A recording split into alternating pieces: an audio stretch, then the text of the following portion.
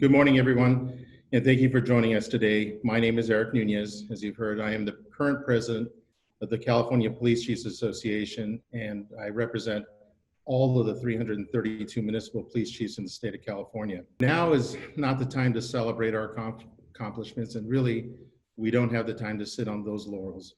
Right now, we need to take another look at what is working, what is failing, and find a new collaborative ways to build stronger communities together. This is our plan, but it is no way the only plan.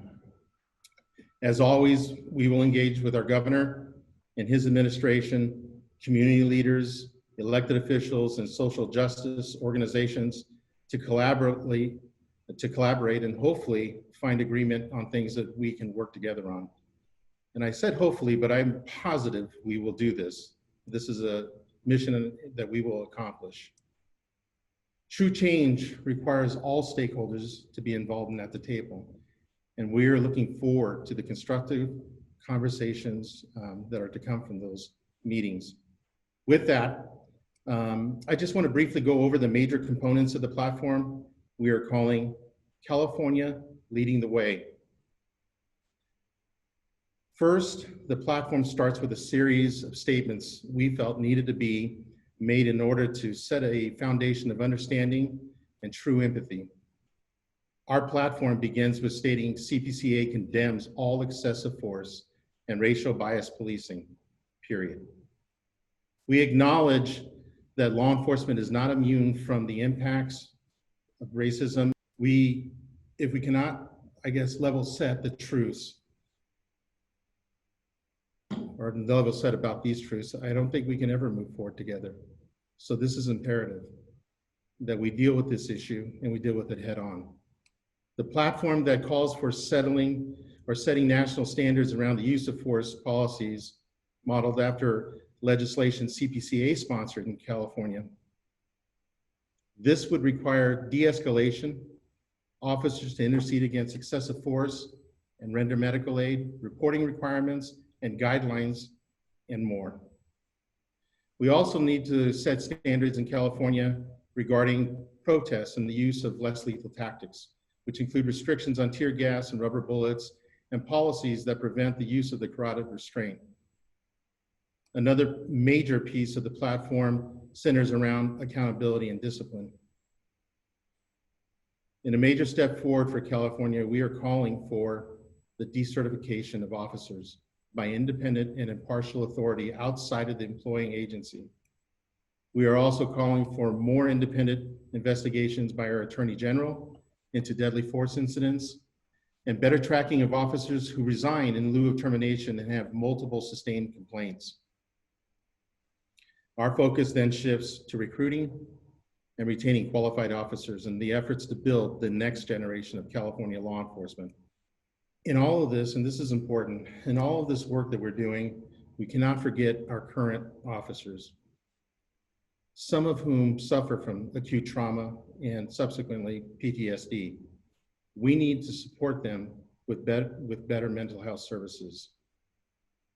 We also need to continue the great work already being done by the California Commission of Peace Officer Standards and Training, which develops and approves all training for California law enforcement, including racial and implicit bias training, de-escalation and crisis intervention classes, and modules focused on community policing and procedural justice. Finally, we understand that police reform in and of itself will not resolve the socioeconomic and racial divides in our country. Rather, a holistic approach that incorporates equal education, mental health services, substance abuse treatment, rehabilitation services, housing, and vocational opportunities must be adopted in tandem. We put this platform forward as an invitation to those who want to work together to find meaningful and structural solutions for long-term change.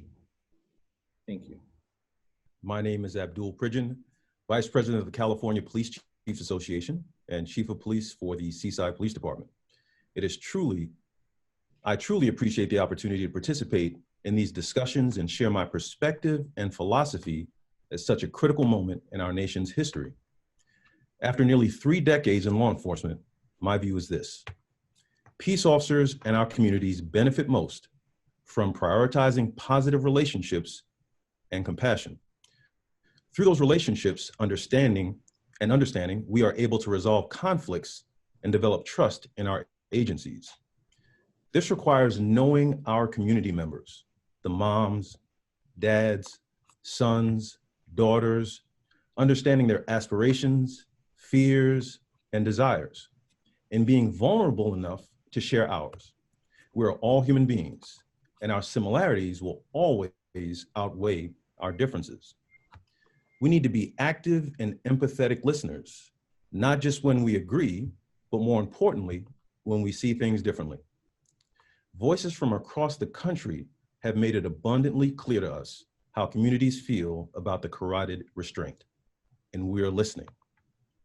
Although officers have used it safely many times, it is something that has become detrimental to our relationship with the communities we are sworn to safeguard.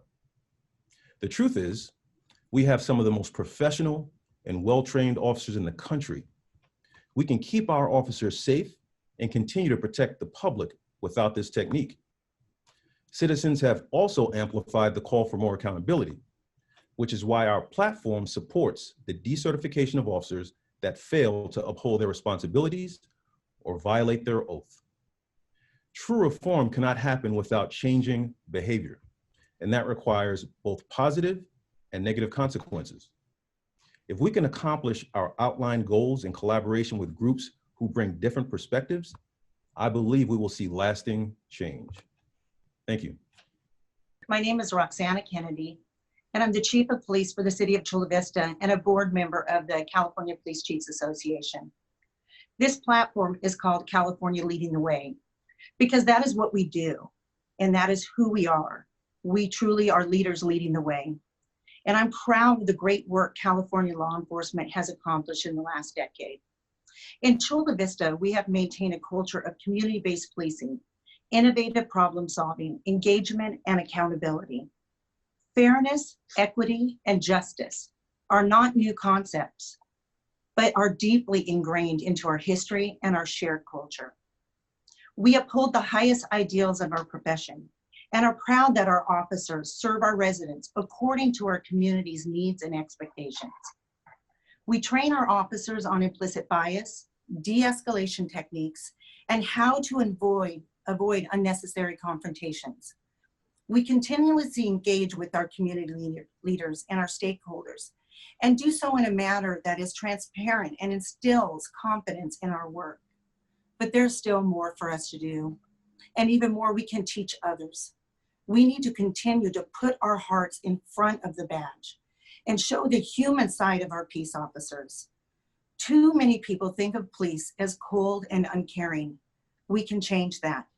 We tell our officers in Chula Vista, it's what's behind the badge that matters the most. We tell our officers to put themselves in the shoes of others.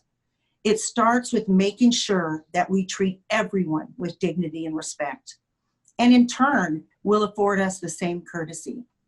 We also need to find more opportunities for all sides to take a seat at the table and to address the deeper wounds that have been left open for far too long. Focusing on different perspectives and experiences and reaching for understanding is how we can move forward together. I thank you for listening today, and I look forward to continuing our discussions to improve police and community partnerships. What I want you to know is that together we can make a difference. Thank you for listening.